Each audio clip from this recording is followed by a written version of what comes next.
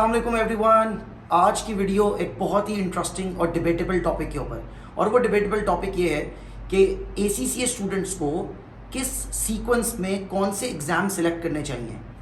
चलो इस सीक्वेंस के ऊपर बात कर लेते हैं। सबसे पहली एडवाइस मेरी आप सबके लिए ये है कि आप जब तक अपना FD यानी कि अपना फाउंडेशन डिप्लोमा जब तक एब्सोल्युटली फिनिश ऑफ नहीं कर लेते, तब तक आपको ACCA का कोई भी पेपर चूज सिलेक्ट पढ़ना नहीं चाहिए।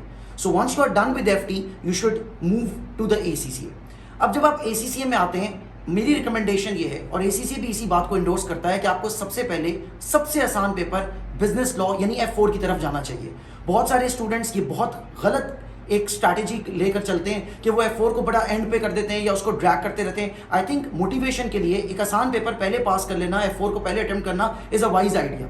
Once you are done with F4, now it's time to move to the relatively bigger events।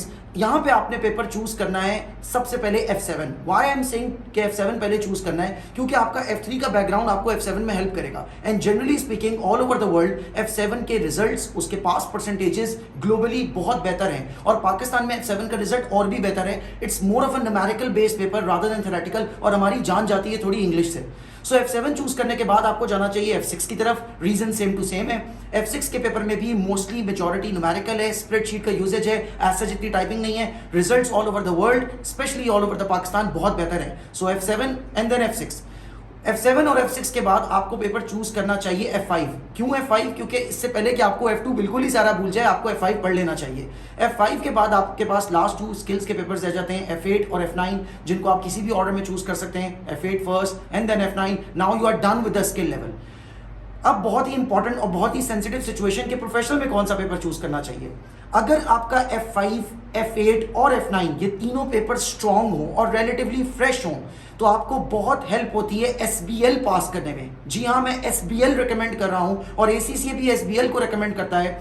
SBL का पेपर के बारे में गलत मिसकंसेप्शन बनी हुई है कि SBL का पेपर बहुत कॉम्प्लिकेटेड है या बहुत केस स्टडी है, बहुत मुश्किल है। ऐसा कुछ भी नहीं है। SBL का पेपर तमाम ऑप्शनल पेपर्स की निस्बतन आसान पेपर है। सो आई वुड हाईली रिकमेंड कि आप F5, F8 और F9 तीनों को फ्रेश लेकर चलते हुए SBL चूज करें। माइंड यू, SBL के अंदर बहुत सारी बातें ऑडिट की हैं, बहुत सारी चीजें F5 की हैं, CVP एनालिसिस है, लिमिटिंग फैक्टर है, F9 का NPV है। सो SBL। Once you are done with SBL, अब आपको SBR पढ़ना चाहिए। SBR के फौरन बाद एडवांस ऑडिट की तरफ जाना चाहिए। मैं अज्यूम कर रहा हूं कि आप सब लोग एडवांस ऑडिट को as an optional paper select करते हैं, क्योंकि ग्रेटर मेजॉरिटी स्टूडेंट्स ऑप्शनल के पेपर में एक पेपर P7 लाजमी लेते हैं। सो एडवांस ऑडिट आपको पढ़ते हुए, क्योंकि आपने SBR फ्रेश पढ़ा होगा, आपको बहुत हेल्प होगी। जब आप एडवांस ऑडिट कर लेते हैं, now you are left with one ACCA paper only, and that's an optional paper out of P6, P4 and P5. So this is a sequence recommended by majority of the tutors. This is a sequence which is backed up by the results, और एक research और एक well processed sequence है। I wish you all the good luck for your future exams.